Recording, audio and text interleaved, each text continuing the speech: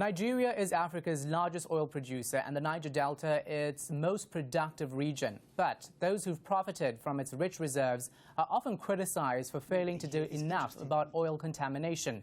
The Nigerian government has set up a fund to finance cleanup efforts, but some say it's too small. Well, for more on this issue, I'm joined in studio by Suzanne Dhaliwal. Thanks so much for your time. I appreciate it. Do you think that this fund set up to combat pollution is enough? I think it's a great step in the right direction. President Buhari has made a commitment that he wants to move forward with the UNEP proposal to clean up in the Niger Delta. It's still a tiny drop in the bucket. It's $1 million.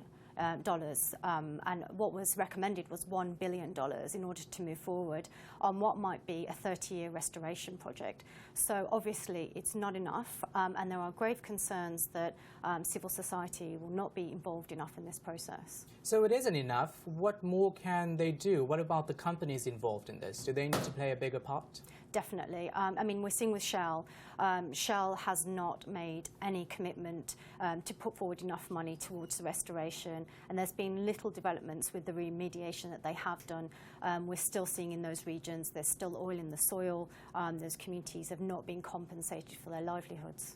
Now, there are 30 million people living in that area, the Delta, where the Niger River meets the Gulf of Guinea. How does this pollution really affect them? We hear about it, but we don't exactly know what's happening there.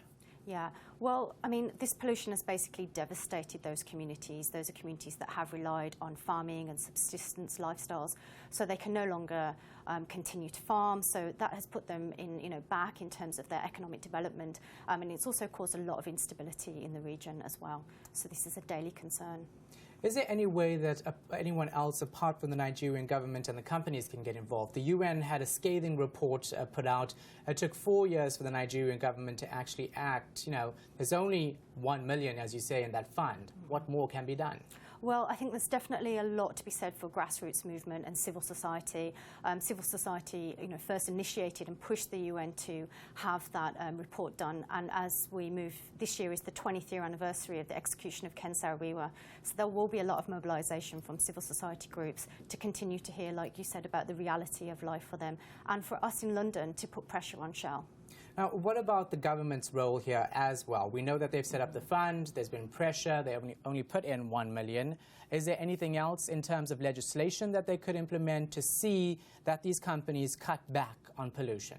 Yeah, definitely. I think there can be some movement towards enforcing environmental laws, to tightening those up, and also to making sure that the fund is coherent and that the money is trickling to people. So there will be a lot of focus from civil groups to look at how the fund is administrated to make sure that money and the remediation is happening. What would be your advice as an organisation to the Nigerian government on this? I think I would definitely make civil society a stakeholder, because they will be there afterwards and they have been part of this process to keep accountability on Shell and accountability on the government. Do you think the government is going to put more effort into this, given the pressure?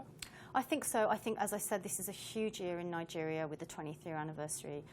So we'll definitely be shouting from London, and definitely can see groups have been mobilising in Nigeria this year as well. Do you think those shouts from London and other countries are going to make a difference, though? Definitely. I mean, we're here where, there's reputational damage for Shell, and Shell wants to move ahead in the Arctic right now, and if they can't even clean up their messes from the past, how can they be trusted to move forward? Let's talk about Shell. I mean, this is a huge company. They're well known around the world, yet they're doing very little to actually bring about change in this area. Why do you think that's so?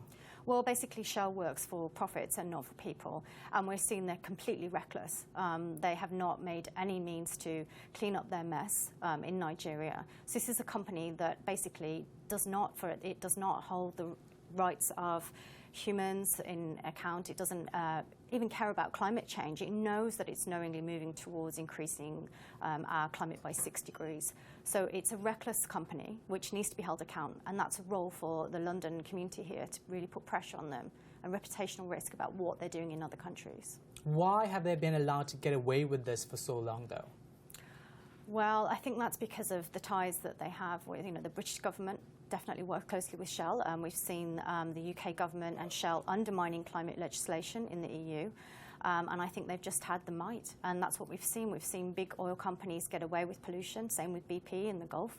So it's definitely a time for turning that around and civil society to put pressure on these companies to be held accountable. All right, thanks very much, environmentalist Suzanne Dhaliwal, for joining us here on Arise. You're watching Arise News Hour. We'll be back after this short break with the business news. Stay with us.